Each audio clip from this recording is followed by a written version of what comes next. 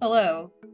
Hello. We are the hosts of the Yaoishelf, and we are here to discuss some female roles in boys' love with you guys today. I hope you're excited. We're very excited. I'm so excited. Yeah, we've been working on this for a little while now. I so excited. Okay, let's go. So hello, we are your panelists today. Can we? Yes. It's just those freeze frames. They're so flattering. Yeah, and I also pulled this from the Hitalia episode. I know. Can you tell? There's a huge hint in my picture. Yeah, I pulled this from our Hitalia episode. So Maine, it's one of my favorite. Hello, hello, Maine and Indiana and Maryland. Ugh, we need to get a map, like one of those big maps. But my name is Amanda, also known as Aichigame. I am a writer, media critic, and smut peddler. Carola, would you like to introduce yourself briefly? I didn't know we were doing this. Yes, hi. I am Carola, sometimes known as Chu. I am a BL author. I write novels. I mean, technically, I write novels. I haven't written one in a while, but we're working on that. I am also a hobby academic. I love BL academia, and I work with conventions and other cultural events here in Norway. Fantastic. Carola is my very much more qualified podcast partner in crime, and I appreciate her as my co-host every single day. Hello, Japan. And thank you for the love for the crown. This one's actually custom. I love the crown. The crown is my favorite part. This one is actually a 3D custom print, so thank you so much for complimenting the crown. Let's see. Oh wow, we have listeners in Saudi. Oh my gosh. Oh my god. That's fantastic. All right. We're already getting sidetracked. Like if you're not a regular listener to the show, this is what we do. Yes, this is what we do. We'll try to get through this. We have a lot of time, so we can do a lot of chit chat after. Yes. I hope. So Carola, what are we talking about today? We're talking about women in BL. So mainly the female characters or character archetypes or types that we encounter in BL. Because this month on the show, we are talking about women in BL. So the main episode, we covered some BL history and the women who created BL. So we thought it would be interesting for this panel to do a little dive into the women in BL media. Absolutely. Or lack thereof. Oh no, we had an image there. It's fine. What? Oh, back. We had an image, but it does not want to show up. I always, yeah. There was an image. We did have images. I wonder what happened. Okay. So I hope they load for the okay, we'll see. We'll see. So wait a second. Aren't we here to talk about BL? That means boys, right? Why are we talking about women? Well, aren't we going to find out? Well, yes, but I also think it's important to preface because something interesting really happens when you start talking about the female roles in BL, because oftentimes that is supposed to be a really strong audience avatar. And when your audience avatar comes with a bunch of baggage, that can sometimes affect how you read it. But yeah, so, you are correct. There is a lot of misogyny in BL. We talk about that a lot. We had a whole episode on BL misogyny. Are you still traumatized from it? I'm traumatized by every episode, but to varying degrees. Not our birth month episode. We haven't done it. No, that would actually yeah. So the whole point is, aren't we here to talk about boys? But here's the thing. We discussed this in another episode. Many of us are either biologically female or we started off as female. We were assigned female as birth. So when you perpetually see something that you are supposed to attach to as negative, that can be really, really damaging to the psyche, thus feeding into the misogyny that we talk about nearly every episode, because the misogyny is very much a part of the Fujin experience. Fujitsu male. I love that. Yeah, that was literally me. I believe there's a panel later tonight/tomorrow, Time is an Illusion, that covers this exactly. I'm very excited to catch it. Yes. And we also talked about it in an episode. Oh, it's right after this. How amazing. That is Danmei nice. has a lot of great female characters. We're going to touch on that a smidgen when we're finished. We're focusing mostly on our bread and butter, which is our BL and Yaoi coming from Japan. That is what butters our bread and keeps the lights on. Neither of us are Danmei experts, but we are working on it. It was on our blind spot list. Yeah, on our blind spot list. But we are very much working on it. So let's go over some female roles in BL. And by no means is this an exhaustive list. We will miss some, and the characters that we chose as examples are by no means meant to call anyone out for a fave or anything like that. It's simply what Carola had in her hoard of images saved online, which I very much appreciate. You know, they weren't even saved online. I literally went to my bookshelves and pulled out volumes and because when we were talking about this, because I kept going as like a little peek behind the scenes, I kept going, you know, we were like, oh, we have to talk about the women in BL. And then I was like, yes. What women? Have I seen a single woman? And then I had to go hunting, which was great because I got to reread Castle Mango, which I haven't read in a million years, and it's one of my favorites, and it was great. So I pulled pictures from volumes from my own shelf and a couple from the internet. Yes. Carola did a great job. I have my measly reading material. I have my measly reading material still next to me. It has not made it back to my Yaoishelf, where I still have hide and seek sitting next to me. So let's go over some female roles in BL.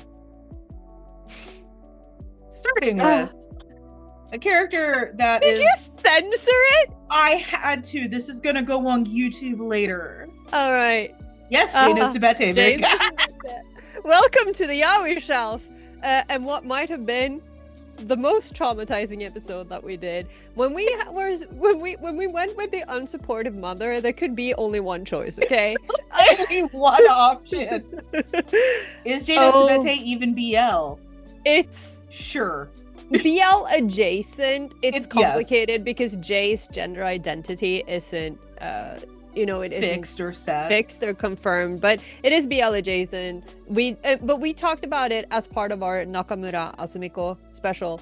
We did. So, but this mother is a great example of the unsupportive mother. And we see the unsupportive mother in many forms and fashions. Usually, unsupportive means, of course, very much against their child as they are, which is usually they are not fond of their child being queer. Yes. Well, in this case, this mother just was not fond of her child. And it's the I don't know. You keep talking because I have some comments, but yeah, they're Yaophobic mother. Yes. This comes up in a myriad of series, and it's one of the more persistent roles, especially for older females in these works, is not just playing a mom, but a mom that is deeply unokay with her son's homosexuality. And I remember going through this a lot, and it was one of the ways that yaoi became like very therapeutic to me, was realizing that we had similar things, a mother that would never accept us, because I grew up Catholic and in the South. It is Asumiko Nakamura sensei's work. So the unsupportive mother is usually not supportive because there's usually a big concern over stigma being talked about, gossip, and there's my favorite, which is the family lineage concern. Yeah, which is a big one. Yes. I've also have those talks. I also have in my notes that the unsupportive mother often goes hand in hand with the sick mother trope. So Yes. Jay's mom is a perfect example of this. And also in the chat, they mentioned the mom from Little Butterfly, which was actually my second choice for this. That's a But good then one. the gun panel was perfect because it's one of those things where it's you know, it kind of like, part of it I think is because it goes back to the roots of BL, right, where everything is like dark and tragic, and there's just so much stigma. And so having a mom who is not only unsupportive and, you know, having all of these feelings of like shame or whatever, but also being sick, it exacerbates that trauma. And, you know, it puts even more weight onto the main character or the main character's shoulders as they have to navigate, you know, it's bad enough they're struggling with their own identity, but then they have to take care of an ailing parent who is hurting them so much. So it is a very common trope. I think it's one of the more prevalent female character types that we have a tendency to see, especially in older BL manga. I have seen in newer in a lot of newer works or like ongoing works. So for instance, in Kino Nani Tabeta, what did you eat yesterday? In Love Life on the Line, where you have a mother who is initially unsupportive but then comes around and kind of like opens up to it and is willing to learn. And I feel like we see those more often. Yeah, we're definitely like a character growth kind of thing. Yeah, we're definitely getting the like Static Shock Captain Planet version a lot, where it's like, oh, by the end of the episode, they're no longer homophobic, which is nice. I mean, it's nice. It's definitely a step in the right direction. I think it also reflects a lot of utopian ideology of the modern era. Yeah. I remember an unsupportive mom in Challengers. You are correct. I am missing the first volume of Challengers, which is out of print, so I've never read it, but I will believe you. Also, yeah, Shiro's mom. And I was going through, because we have some, I do believe we have some panels in here from Kino Nani Tabeta, and Shiro's parents are so fun to me because, like, at first, you know, they are kind of unsupportive and they don't get it. And there's that scene where the mom collapses after Shiro brings his man around to the house for New Year's. But then there's that one scene with the dad where he's like making a big deal out of Shiro being gay, and then Shiro is like, it's not a big deal, Dad. And then he's like, is homosexuality a joke to you? So funny. Like, he's so, you know, he's so energetic. Yeah, very good. Look at you. Look at me remembering things I read. Wow. Jay's mom also got better at the end, so would she qualify as mom? Yes. You know, I actually can't remember that, but to be fair, there was a lot happening in Jay. Yeah, I also don't know if I would consider her getting better equal to what happened. Yeah, and it's like yeah, and then the Jay no Subeta, like, there are just so many layers of trauma in Jay no Subeta. Like, for instance, okay, major trigger warning if you don't know this panel is literally from like the first chapter, where Jay is a child being sexually assaulted by his father or their father, and then the mom sees this as a threat to her marriage, so she is going to shoot the child. So I don't know if she can be redeemed. Yeah, like, saying that she got better feels incomplete, because like there's no amount of sanatorium visits that makes up for that. But I appreciate the attempt of softening the blow for her. She's hot garbage.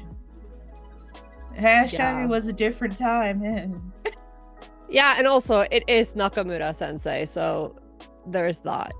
I didn't catch the name of this BL. Could someone share the title and author? That would be Jay no Subete by... I'm writing it in the... Nakamura Asumiko. Yeah. We can share a list of the BLs that come up. Yeah. Yes.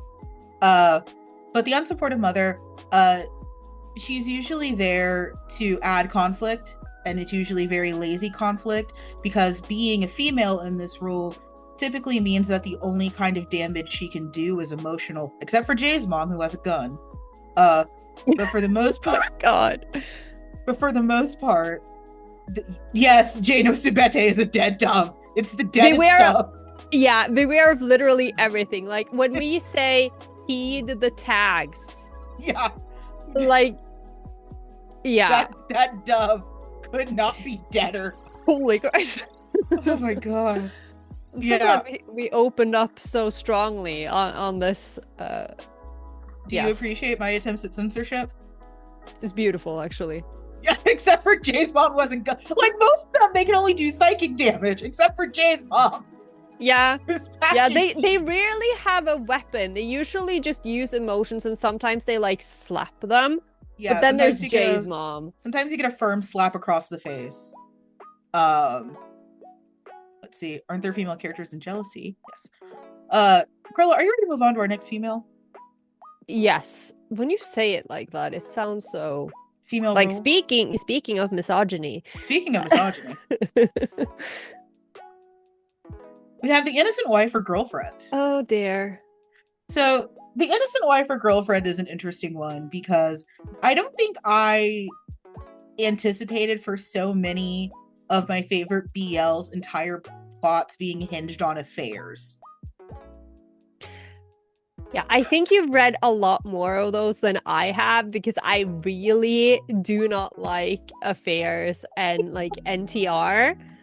We've talked about this. Yeah. Within talks. You know my feelings about cheating. I know your feelings about cheating. NTR is my jam. Please recommend me this series, which is Lies Are a Gentleman's Manners. If NTR is your jam. And this one is like literally, she is the most innocent wife. Like this poor woman. She's like, she's the only choice we could go with. Yeah. She's a mother. Isn't she like literally researching to like save humanity in the jungle? Yeah, something like that. It's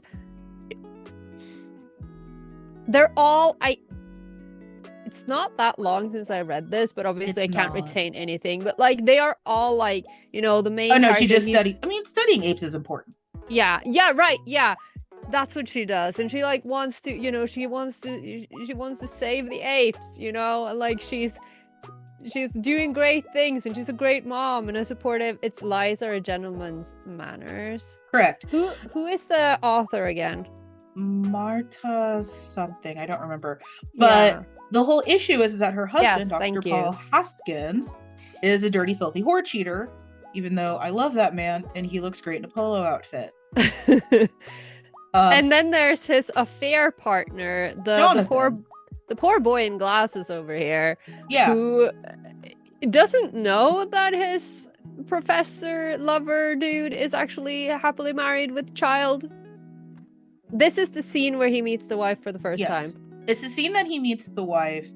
And then what's interesting is the most interesting part about the innocent wife or girlfriend is how victimizing her changes the narrative. Because at this point, she is essentially fridged to give Jonathan more depth. This is the moment where he chooses actively to continue his affair with Dr. Haskins.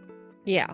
He could have very easily seen the wife and the daughter and said, oh, this is real. I don't like this, and I'm going to back out. But he doesn't. And that's a huge character turn for him in the series as he falls into this more duplicitous role with Dr. Haskins. I mean, apparently the dick was that good.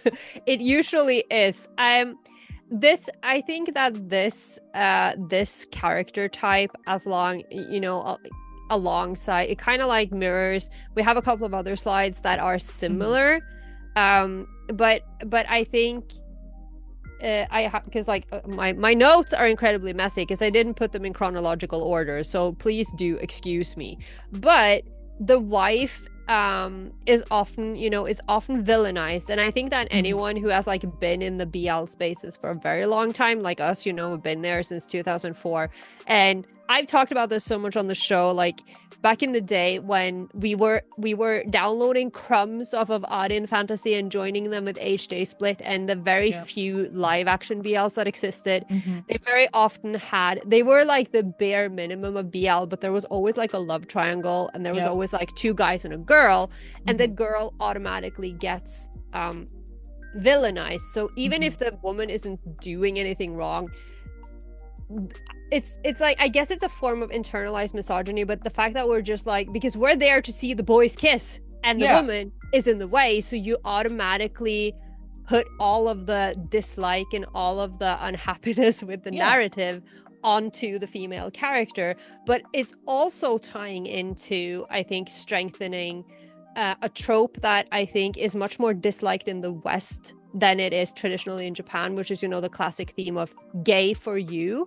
Hmm. Because there's often like two straight men or seemingly straight men or one straight man where it's like they're not gay, it's just that the romance is so overpowering, or as Amanda put it, the dick's just that good that it's kind of like it becomes like a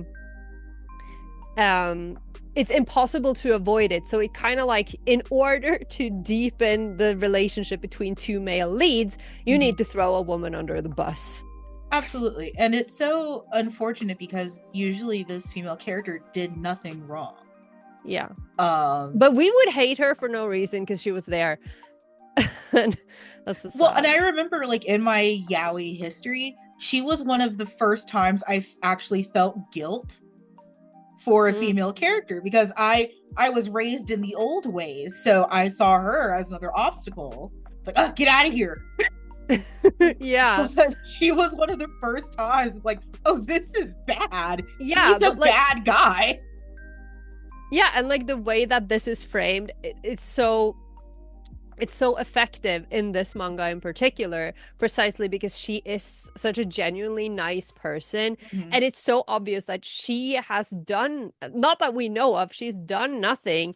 She probably just married some closeted gay man who wants to fuck around with his students, and then you feel for her. But a lot of the Yeah. characters, as we will see in I think the next slide, not so much. The competition. Now this girl This girl we have no sympathy for. she is one of many people I dislike in the cornered mouse yearns for cheese. What the hell is, I will never remember the title of that manga. Oh yeah, Escape Journey. Yeah. But the yeah, real struggle is Carola in that manga title, and it's my favorite. thank you. That's what I thought it was. And for some reason, but I think you did this as well in the main episode, because I I did. think we have both, for some reason, associated this with the tri-cornered window We have. manga. I don't know what that is and why It's- I keep thinking, because I like the tri-cornered window. Listen, we're both very old. I don't even know. My brain is just, yes, it's the Both. corner. Listen, there's a corner. Yeah, there's a right angle involved. But Yes. what's interesting, and this is the competition character is interesting mostly because of how fandom approaches this character, because you know, we've been around in fandom for a long time. We've seen pairings rise and fall that we assumed were going to be canon gay, and that didn't happen because of the insertion of a particular female character. And fandom treats these characters the way bees treat wasps, and that they isolate them from the hive and try to expel them. The amount of Sakura, yes, thank you. Yeah. No, Just- actually, no. We will talk about this in July. I will. Yeah, stay tuned. But like, we treat this character the way that bees treat wasps. We swarm, we sting to death, and then throw out of the hive. Yeah. And that's just another manifestation of internalized misogyny. Yep. And it's like, even now, like, I am not 15, 16-year-old Carola who felt such inherent hatred towards any female character who appeared in my BL, because I knew that like even if they aren't the competition, we immediately label them as competition Mhm. because we got so used to that trope. And it would be, again, either what I said previously, like there would be a love triangle and the girl would get more focus than the male love interest, Mhm. or you would have that, the typical, which we know so well from shoujo, where it's like he sees his man with a woman and then he just immediately believes that he's cheating or And whatever. then And and then he yeah, has to go do a non-con about it. right. And then so we just immediately project that onto the first female Mhm. character who even comes close to them that Mhm. we perceive as a threat. So often she's not even competition in canon. She's competition in our heads. So Well, that's the even, next character. yeah, She, in this instance, there are some characters that are genuinely competition, yeah, like this are one. trying to break up the main pairing, and it is a problem. Uh, Yes, Becky, I agree. I would also like to see which leads us Fujoshi Bestie into matchmaking. the example that Carola is talking about, which is the false flag competition. What is She this? is the one who is literally just there. It's Yeah. that perfect like 2000 setup of an established pairing, and then the seme always spies the uke like Or out vice shopping. versa. It's vice versa, but the seme version always ends in violence. Private You know, teacher. you know who I almost put there? Who? Yuki's sister. Because when Shuichi first sees I thought Mika, you were going to. did you think we were gonna make this panel without mentioning gravitation? Think again. Okay, but I'm surprised that you didn't. no, but then I was rereading Castle Mango because I thought I remembered something from there. And this is like, if you look at this panel, this is the exact thing I imagine when I think of false flag competition. Someone is out and they're spotted on the street, and God forbid you go over and say, "Hey, what are you doing? Who is this?" No. You immediately freak out and cut all contact, and then Yes. 2 months have passed and everyone's miserable. That's what Yeah. you do. This is also usually the part where I put the yaoi down because I'm too old now, and literally, as the chat says, just have a conversation. No. And this is like, this happens. I mean, this is a shoujo trope, right? Because we see this in shoujo so often. And as we know, BL derived from shoujo. I think because when I started looking into this, I was confused because I couldn't remember many female characters in BL manga. But this also happens with male characters a lot. So it's like they will see someone, "Hello, Kin Porsche." What? Listen, I almost mentioned Kin Porsche on the first slide because wait, what? No, because yes, I am opposed to NTR, but if I know that the two characters are meant to be like Kin and Porsche and someone writes a fic where Kin is cheating on Tawan, I think that is perfectly okay. Anyway, false flags. I'm sorry. Stares at wife. I can't help it! Stares confused at wife. But yeah, it's one of the lazier versions of the strip because again, it stirs up cheap drama. It's when it's the uke viewing the seme, it's this moment of utter betrayal. It's maybe he wasn't really gay, which is bi erasure. Or he didn't really have feelings for me, he was playing me, it was just sex. Or if it's the seme viewing the uke, it's something is touching my property. Yes, we talk about Honto Yaju, and I won't stop.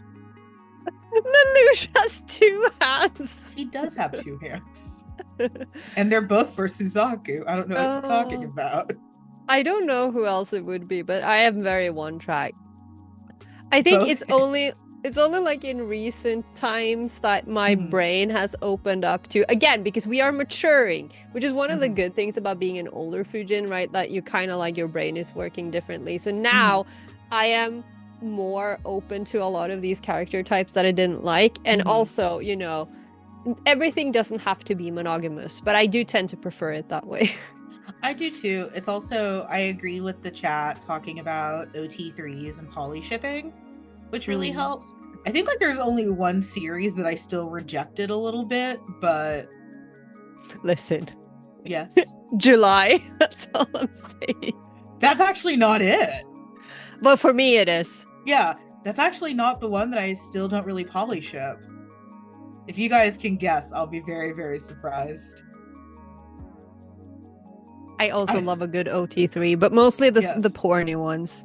Well, I only like one OT. I like one OT3 so I can stop being on a losing team. Because, as we have famously established, I am on the correct side of history, where from Free, I ship Mako and Haru. Oh. I'm on the correct side of history. No, you're not, but sure. Where my OTP is Mako and Haru, but I'm surrounded by these ravenous leeches that teach this false gospel of Ren and Haru. Listen, that's what we've talked about this. That's what that show is about.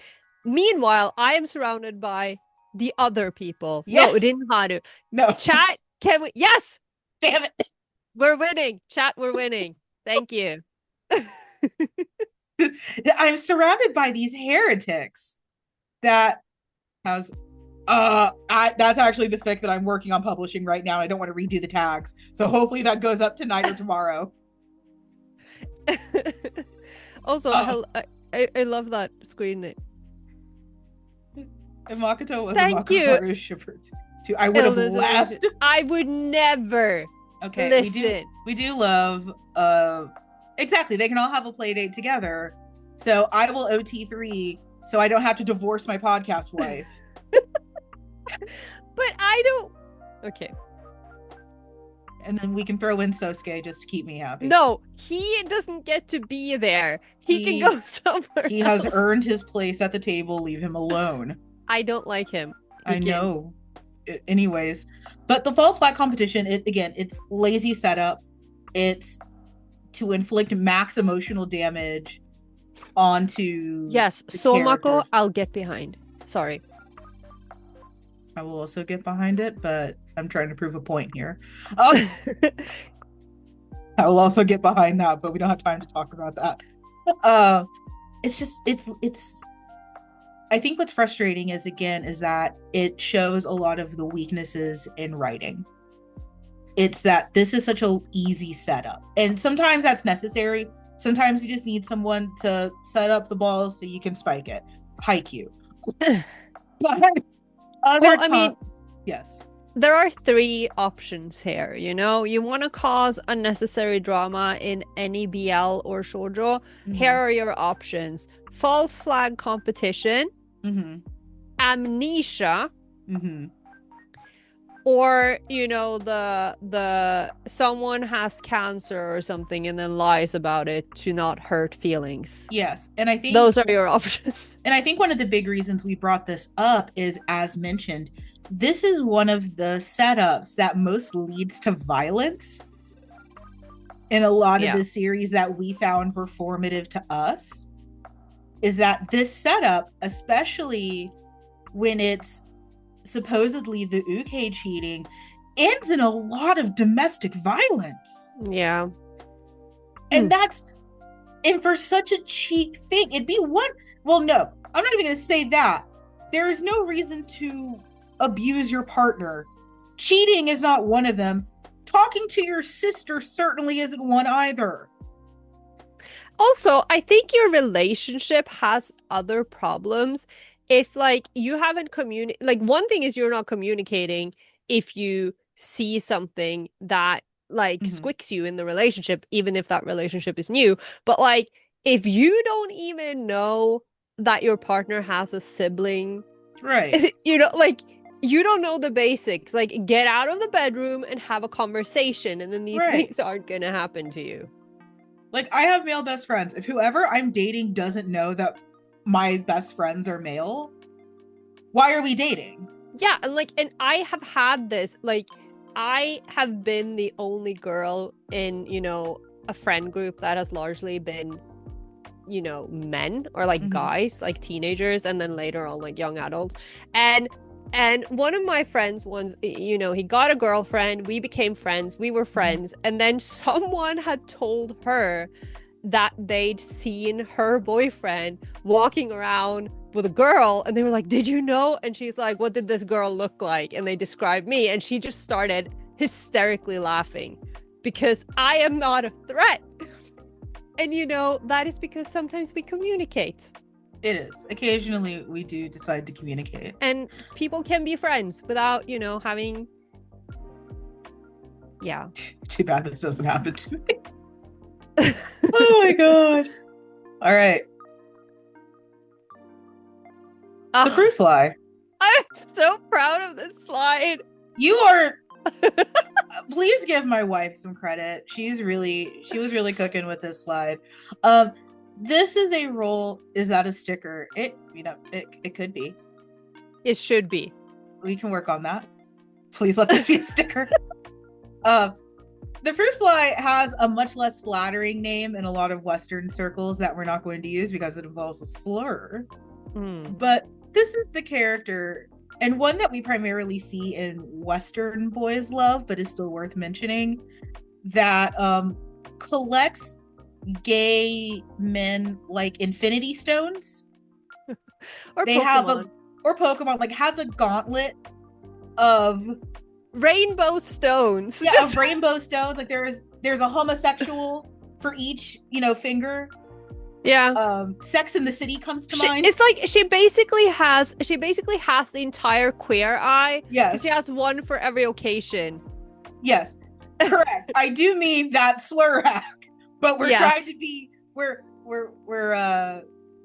understanding now, we're enlightened. We're not who we were in the early 2000s where we were watching Queer as Folk and the L Word.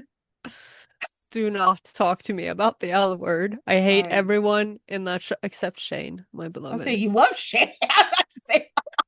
Listen, she never pretended to be anything than what she was.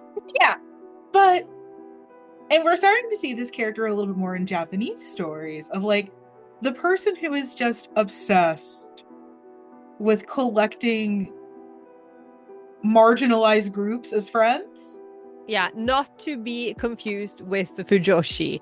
Yes. I think, and I am so like the if you see the little pot of rice on this now to be soon to be sticker, I think like this is like we've established, this is more of a Western thing. It has been a Western trope, and very much something that particularly in the early 2000s, because we were dumb as fuck and there was no like, people didn't know a lot back then, so some young girls aspired to be a fruit fly because they considered it cool to have some gay accessories, right? But in Japanese terms, there's actually it's kind of outdated. So the Japanese term is okoge, which means like the rice that is burnt to the bottom of the pot. So you may know the Japanese word okama. And the okama is the pot. So that's like the gay, like the typical, like the effeminate gay man. Sometimes it's used as a slur. Sometimes it's just used to describe a feminine gay man or a crossdresser. So the okoge, she's the hanger-on to the okama, right? And what I discovered when I was reading a little bit into this is that while we don't necessarily see a lot of okoge characters in Japanese BL manga, at least not that has been translated and exported to the West, the mangakas, the Japanese mangakas who make BL, they often have pseudonyms, right? They have pen names, and a lot of them actually use okoge as part of their pen name. So they are themselves the fruit flies. They are creating and collecting the gay men. Yes. And I thought that was just a fun. And it's so interesting because there is a stigmatized version of this that definitely we are referring to because, again, we are old and we grew up with things like Sex in the City where they're not uplifting or telling queer stories. It's they're using gay people as like sidekicks, like it's Batman and Robin. Like, here's my gay accessory. And like again, I think, and we've talked about this before. Remember in Queer as Folk, if you're old enough, when Emmett gets hired as a weatherman, and he gets like, he works for this like TV station, and he's like with all of the news anchors and everything, and everyone really likes him. And then someone points out to him that, yeah, they really like you because you are the exuberant, flamboyant, non-sexual gay man. You're the accessory, that you're not, you're the pocket gay that everyone likes. You're not a threat. And that's kind of the type of gay man that we were presented with in the media in the early 2000s. Yes. This also happens a lot with Black characters, but we don't have time to talk about it. But I'm obligated to bring it up because it was just Juneteenth. We see this happen a lot with Black characters as well. Yeah, tokenism, yeah. And the stereotypes that come with it. Exhausted noises. Oh. Now here's the real OG, the friend of Dorothy. And it's like the magic. I don't. Please. Thank you for the exhausted Black queer sigh. I felt that. I heard that. Please, if you ever hop into our Discord, if you talk about the magical Negro, it'll just be me groaning for like 3 minutes. But here's a really, really cool one. This is an old queer reference, being a friend of Dorothy, which used to be old gay slang to figure out if your friend was a friend or a friend. Yeah, and so technically this character type is the friend of Dorothy. Because the friend of Dorothy is the gay man, and she is, yes, this is Kieta Hatsukoi, my love mix-up, my beloved. Yes. This character also sometimes gets to play the beard or the cover for your gay characters, which is being a true OG. I know I've played a beard many a time in my life, especially being bisexual, where I could be straight passing. And it's like, yes, we're totally, it's like, oh yeah, we're totally doing hetero stuff. Don't worry about it. Your son's in great hands. Whose? Yes. But I had out with my former best friend, like when we were in high school, because like he could not come out to his parents. So I was like the stand-in. It's like, oh yeah, this is my girlfriend, Amanda. Look at her. She's educated and smart. And then like 1 year for his birthday, I got him the Teen Vogue girls calendar, which was just a bunch of like hot men scantily clad. And it's like, yes, I will take care of your son. Here's a gay calendar full of scantily clad celebrity men. Yes, also known as a beard. Yes. But I think, yes. Or, the beard, or in this case, a very supportive, best friend, or often someone who becomes a close friend of the character as they bond together. Like often, it's someone who finds out about the queer identity or whatever, and they are the supportive friends. It's very beautiful. I think in this case, in Kieta Hatsukoi, it starts from a misunderstanding, and then it becomes like this incredibly wholesome, supportive friendship where they're just like pushing each other to achieve the men of their dreams. I think they're very cute. I also almost put I can't remember what her name is. I think it's like Sunmi or something from Love in the Big City, because I just think that the relationship between the main character and that girl is just so beautiful, and I wish they had more screen time. That was my biggest disappointment actually with that series, that I didn't get to see more of the relationship between the two besties, because like they were so, I love them so much. She's just such a great friend. Now this is why we're all here. Hello. Tis I. We have entered the chat. One of the more persistent characters that we see, roles that females get to play in BL, is that self-insert Fujoshi, where she is also here to aid and abet the gay, to support it, to make it happen. And they usually give us some great comedy. And it's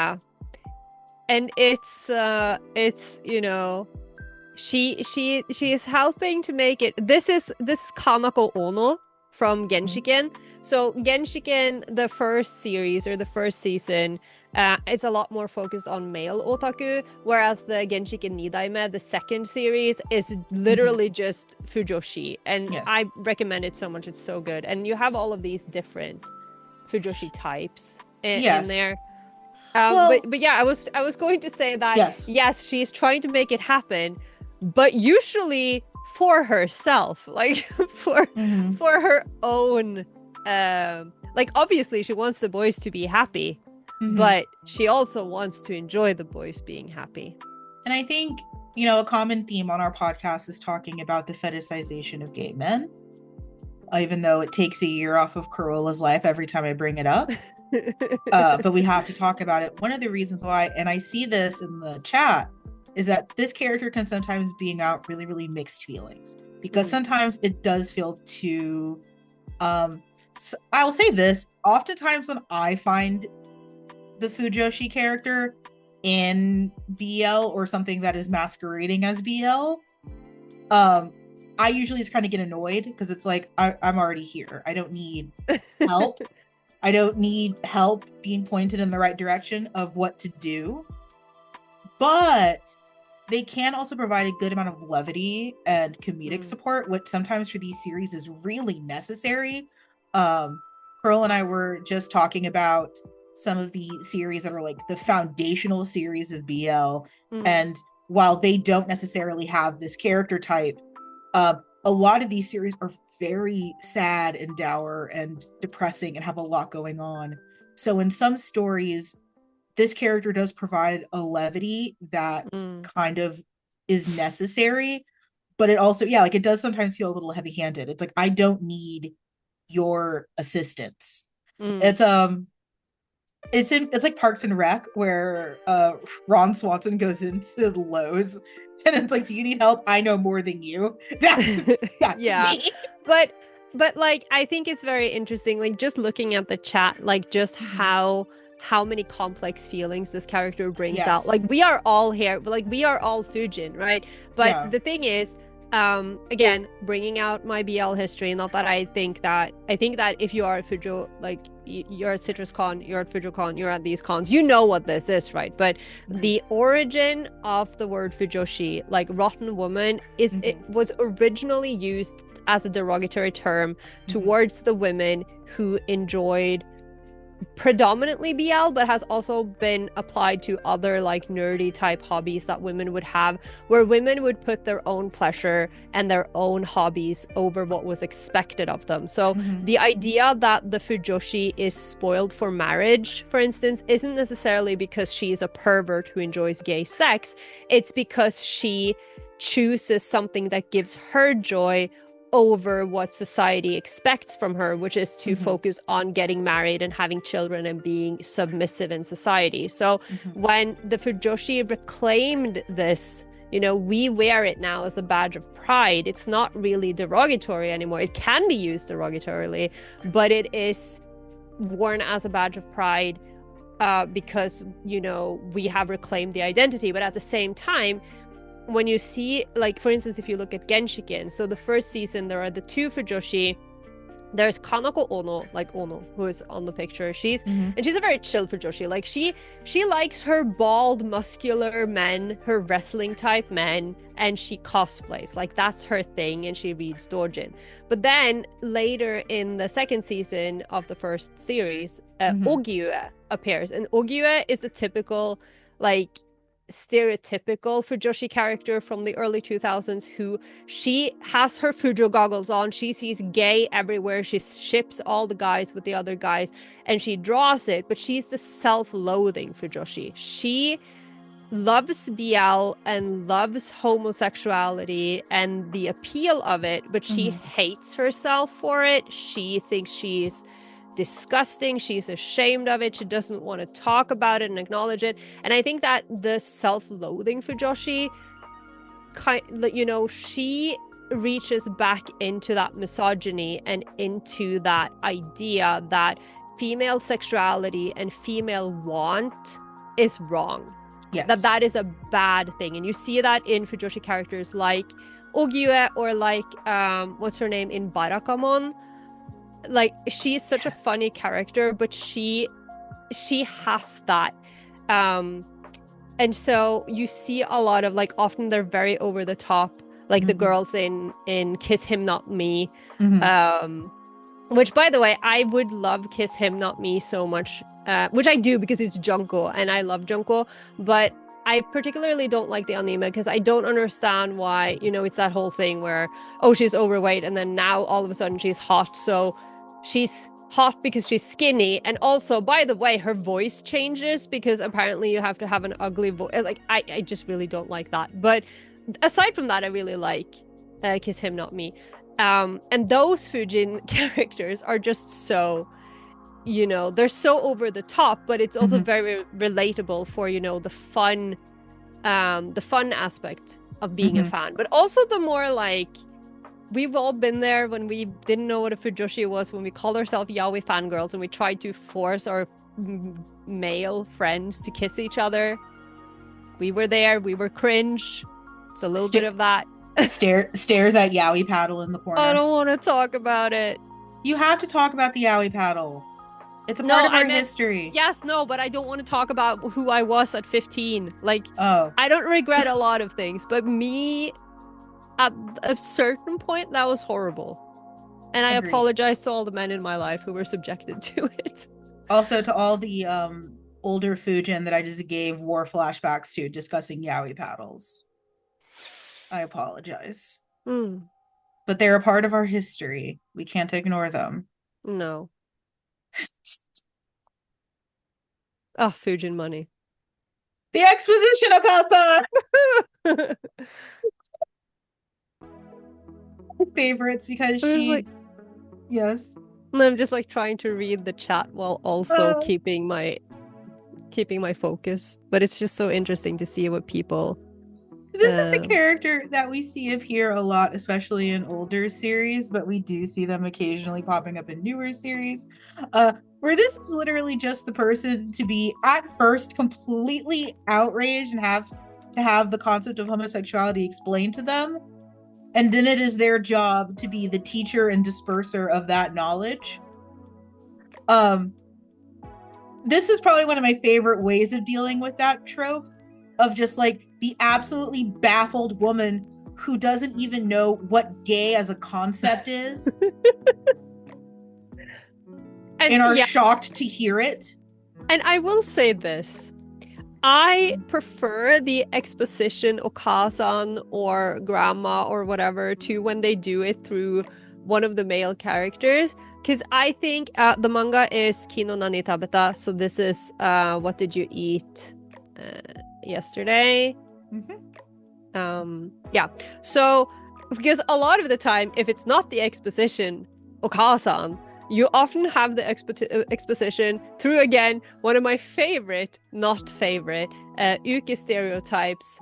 The uke who has never had a sexual thought in his life and who is learning about gay sex either while it's happening or, the one where, like, and this literally, I was just rereading Castle Mango and this was happening there too, the point where the character, the young innocent uke character goes into a bookstore and there's always a book that's like Gay Sex 101 step by step and he's just standing there reading. In that case, give me the exposition, Okasan.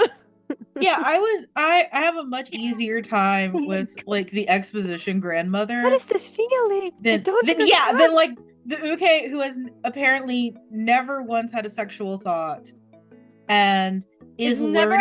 He's never had an erection. 3/4 of the way of dick being in what this is. And it's like, I feel so weird. Yes, sweetie. Exactly. So please give me the exposition woman.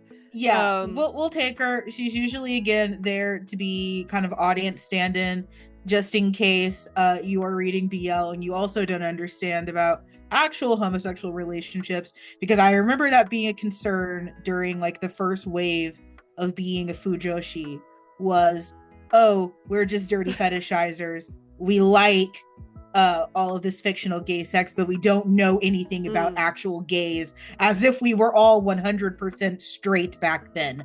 But we didn't. I mean, I was straight once. I was It also didn't once last, straight. right? Yeah. No, but I also think the exposition Okazan or exposition character, they still happen. You know, but now they're used more in that, particularly, you know, in Asian media, where there is still, not saying that the West is perfect, major disclaimer, we are walking backwards into the future and everything is terrible. Yes, the Am I Gay quiz. But particularly in Asian media, where, you know, the equality movement and the understanding of queer identities and queer sexualities hasn't come, you know, as far. It's still, you know, very basic in a lot of cultures. They often use these characters now as a way to explain to the audience, you know, things about, you know, for instance, about pride, or, you know, why it is, you know, pushing ideas of equality and same-sex marriage, etc. And you see this a lot in modern BL media. So the exposition character very much still exists, but has often evolved from just being two men can fall in love with each other to being like, hey, what is wrong with marrying the person you love? Why isn't that legal? You know, so it's kind of like, I just keep thinking, this is probably too much of a deep cut, but I keep thinking of like Jorah Mormont in Game of Thrones, where he's just like leaning over to Daenerys. This is a Dothraki ritual in which they worship the giant horse. Right. Except it's like, this is the gay mating ritual. Yeah, this is a couple of leather gays. They're out at Pride doing poppers. You know what I want in that case? Can we have like the Fujoshi fly on the wall being the exposition person during the sex scene? This is what I want. Just which when I think about it, it's just literally Murakami sensei in her like sidebars in the doujins. Yes. Sports announcer. Yes. Also, Jorah Mormont slander on this, I was not expecting. He did his best. I also volunteer. Hello to Sai. Okay, we promise that we've read other things than Fumi Yoshinaga work. Yeah, but it is very easy to find examples in Fumi Yoshinaga, and for that I am very grateful. Listen, we talk about bisexual erasure a lot on our podcast because hello, yes. But I am pan. Yes. I was gonna say it, but I'm gonna spare you because it's still Pride. What the hell just happened? Okay. What happened? No, it was just my my iPad keyboard just decided to completely obliterate my notes. So that's fun. We typically see this is a mixed bag trope, that sometimes we will see characters that enter into queer relationships that have a daughter. And the daughter is an interesting character because usually she is like the final boss last test. If you don't have a emotional crisis, yes. If you don't have an emotional crisis at the fact that this character that you are pursuing has biblically laid with a woman. Hello. I have struggled with this trope many a time. Same. But like usually this is the final boss. And you know, Antique Bakery is an especially interesting case because Ono famously has, unless it's Omegaverse, listen, we don't have time. No, but I have a note on that, but I'll let Amanda talk about our favorite. Ono's especially interesting because he has a fear of women like he fears spiders. So the idea of Chikage, who we do not know if he's legally intelligent enough to consent to Sakurako. So concerned. The idea of Chikage having laid with a woman biblically is an existential threat to Ono. Yes. Yes, biblically. No, I don't think it was very biblically. Have you seen Sakurako? She's on the next slide. Yeah. Which I have some comments on that, but also, yeah, spoiler, she's on. She's on The next slide. She's No, but she's on the next slide. but I also think the daughter, like, children in BL are interesting. We are focusing on the daughter obviously because we are talking about the female character types in BL. But I think that the daughter offers a unique perspective, like just like yes, the son daughter, like Amanda just said, that this often provokes some sort of crisis either in the reader or the love interest or both, or both. Because this man has a past, this man isn't gay enough or whatever, you know, there's the bisexual erasure, etc. But it's like it can also, I think the child trope, again tying into the more positive things here, is that we see more and more BLs now that have, like, you know, there'll be like a couple raising children together, like there's the single dad, and of course a megaverse, and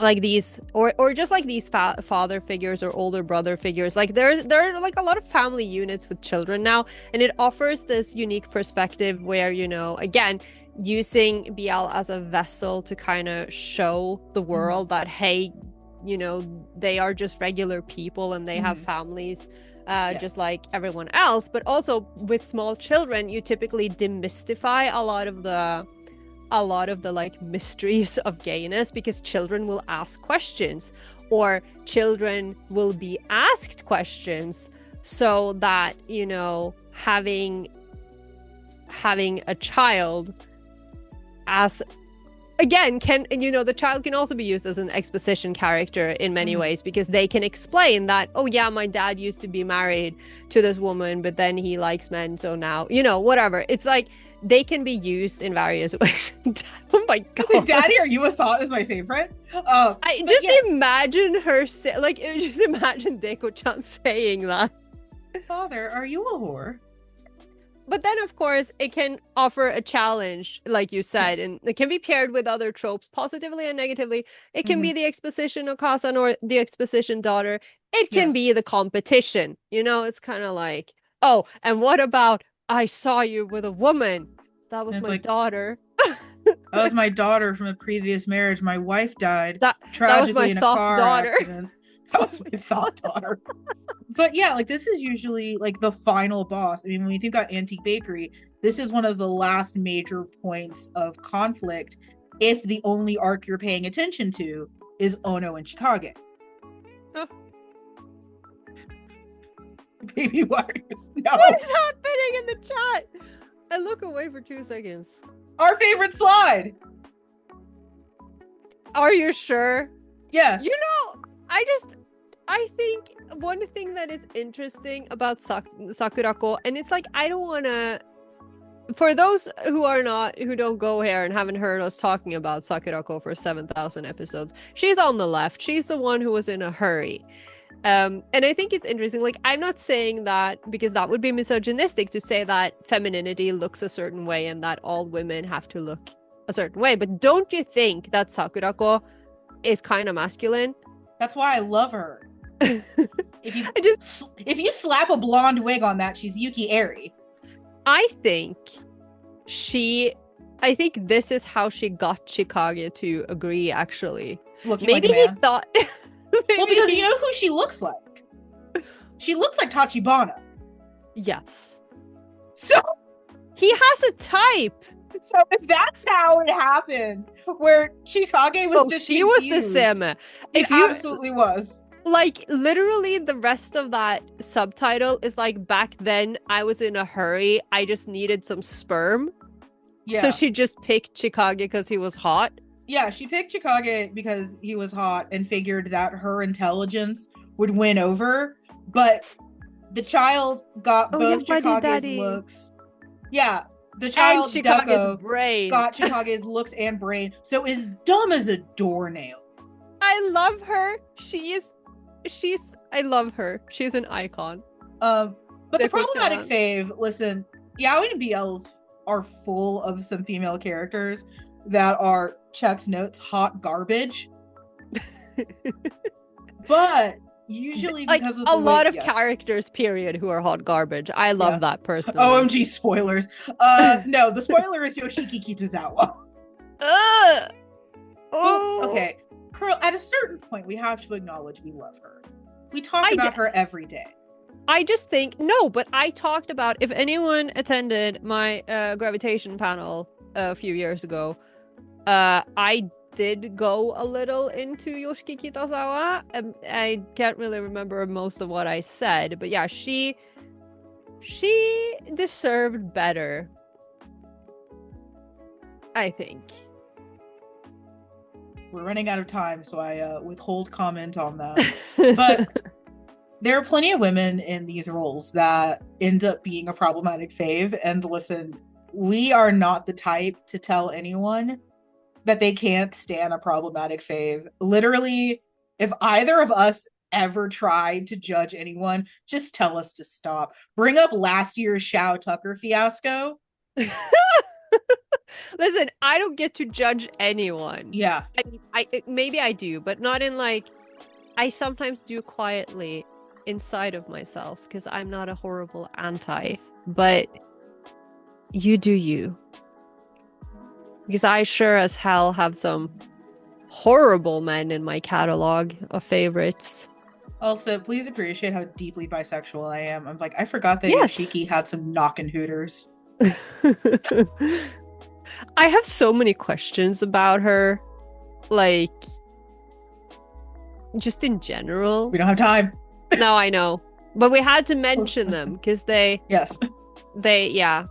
So why do we spend so much time talking about women? Yes, Amanda. Why? Tell me. Yeah, we do love women. Yeah.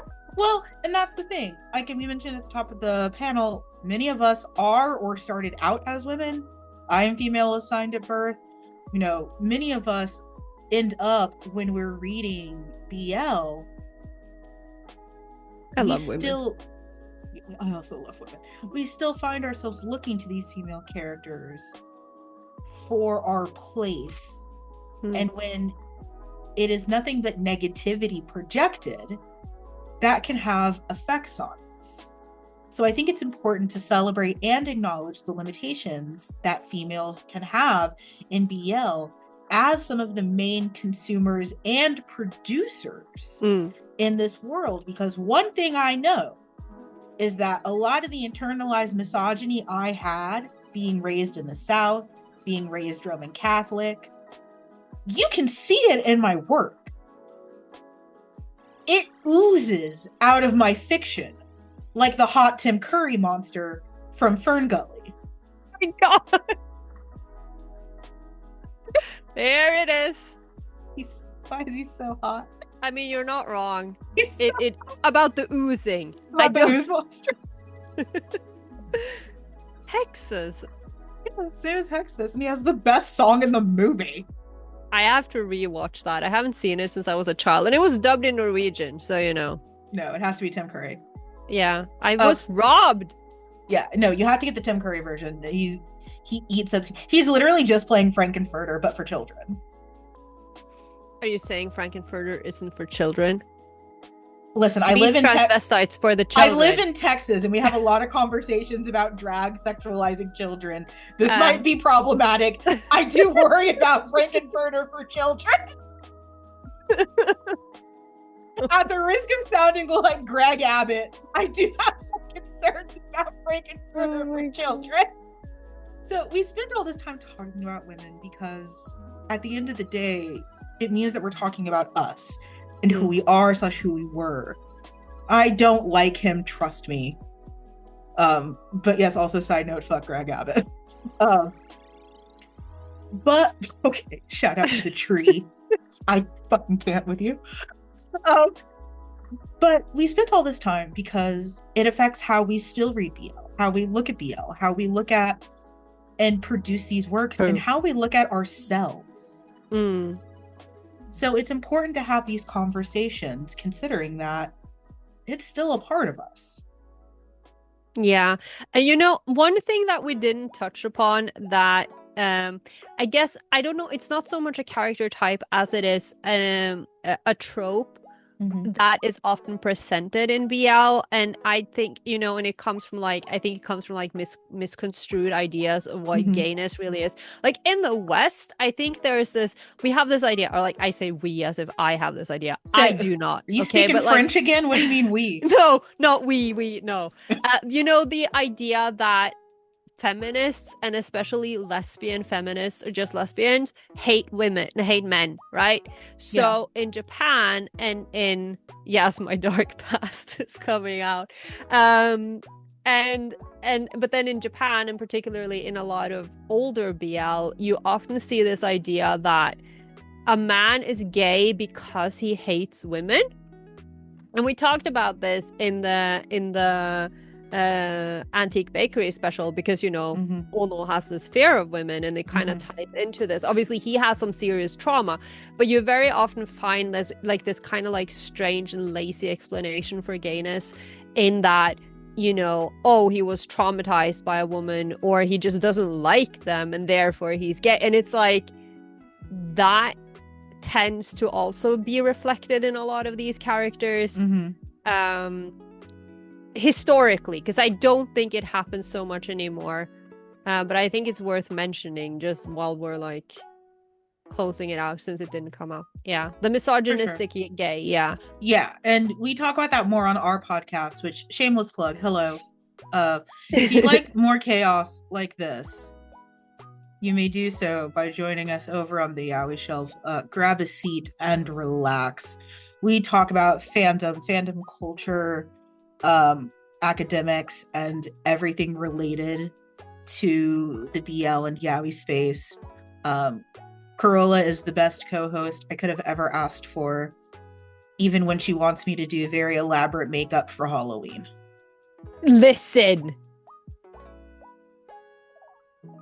you know what? I think that is an unfair representation of how our Halloween costumes work, because actually it is our listeners who decide what we wear. So you can't pin that on me. And I've won every year. I just want to do the trash panda raccoon thing. If you know, you know. But yeah, no, please do follow us and listen to us. Lock your friends in the car for road trips. Yeah, can you get a link? If you scan ye old QR code, but Carola, do you also have a link? I can provide a link. And we have 15 minutes, which means we have 15 minutes like for let's questions. chat. If you have any, I know we covered everything so well. Not me testing the link to be sure that I give them the right one. Thank you. Link the Discord to the more Fujo, the merrier. Yeah, yes. You can find us on, if you go to our card, you will find all the platforms we're on. Yes. Where did you meet? How did you become friends? Oh my god. Best story. Okay. Hell is our Discord server. So Carola and I independently signed up to do panels we were approached to do panels for CasaCon. And at the last minute, we were told, hey, you two were going to do a panel together. And we had never met and never spoken. And in the process of working on the panel, we discovered that we had several things inextricably in common.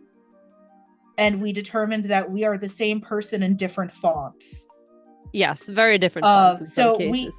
I refer to Carola as my podcast wife, and her at times refers to me as podcast husband, because our marriage was arranged. Yeah, it was an arranged marriage. Yeah, CasaCon threw us together. It was so funny because like I'd been paneling with CasaCon for a couple of years already. So they basically emailed me and they were like, do you want to do which one is the cursive and which is the blocky font? Good question. Oh, in here, I'll drop that in our Discord.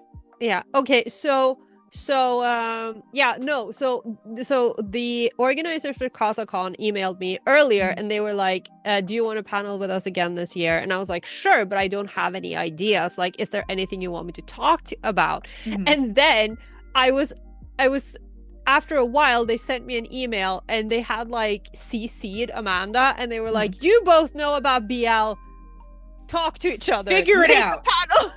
Yeah, CasaCon is another one of these online cons. It's much smaller, and Mhm. it's more broad Mhm. in how they do things. So it's like they have a lot of different topics, so it's not BL centric.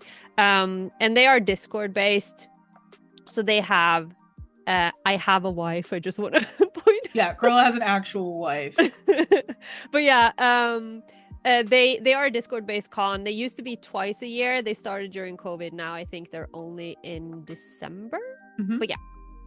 Yeah, con panelists to besties. But yeah, like we were thrown into a room together and it was like figure it out. And we started talking, and for whatever reason, we kept bringing up things that we Oh my God. swore no one else would ever know about, but then the other person would know about it, and then we became best friends.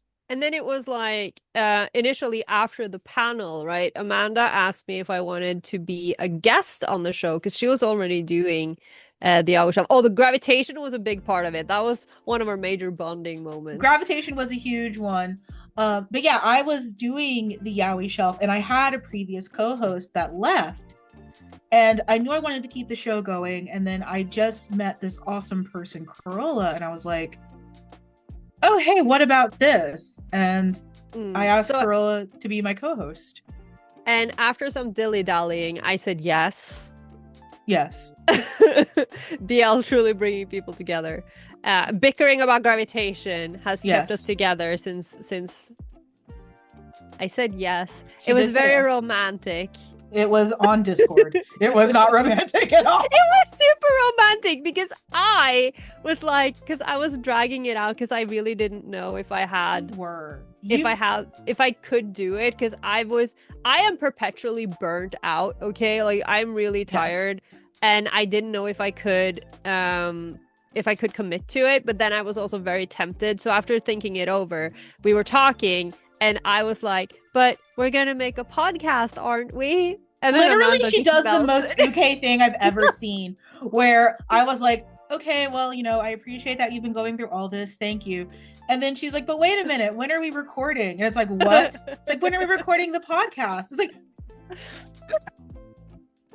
I'm like, yeah. And now I'm stuck. Just now I'm internalized the podcast phobia, self-discovery panel. yeah, like I went through the whole pipeline. Like just And then the Yakuza showed up. Yes. yes. Except we are the Yakuza. Except we are also the Yakuza. We're the But BL Yakuza. that's how we met and Mm. became friends. And I don't know if you guys can see in this corner, I have a Swedish Yule goat, and it was the first gift Carola ever gave me, and I keep it in my backdrop.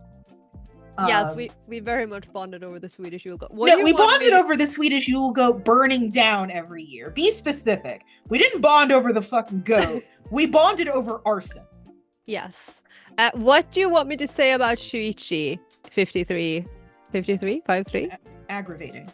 Because, like, no, I love him more than anything. And Shuichi and I are literally the same person, which is why I was so jarred when we took the gravitation quiz and I got Yuki 80, which I kind of get. Well, but you weren't jarred by the character I got. No, I was laughing hysterically. It's on video. You can find it on our YouTube. It's glorious. It's like, but yet you were not surprised at all about who I got. No, I was not. I don't know what that says about me as a person. You know, earlier today, I was in God. shout out to anyone who was in the cheese panel, which was actually the fanfiction Saved My Life panel. But someone mentioned a brand of cheese that is apparently named Toma, and I had an absolute PTSD reaction.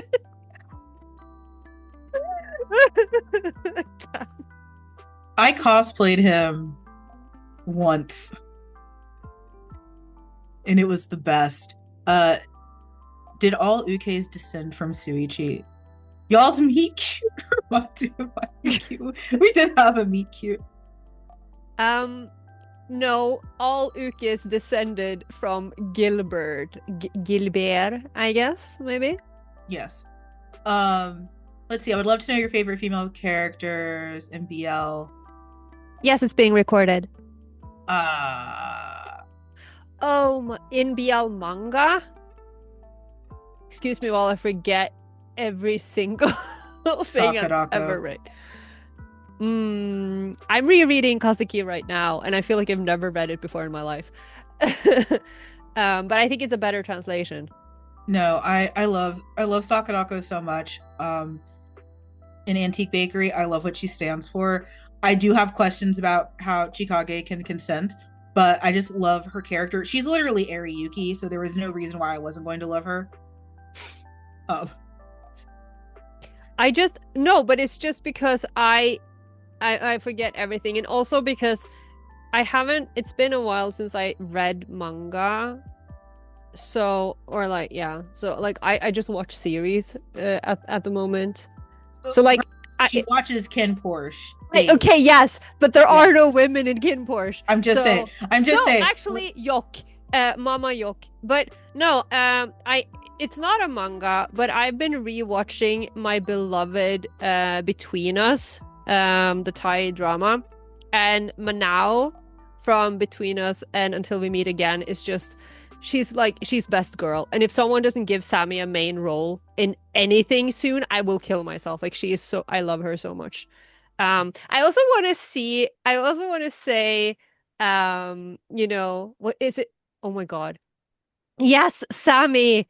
What's her name? Is it like I've read Gravitation 7,000 times, so I should know if her name is Noriko or yes, Noriko.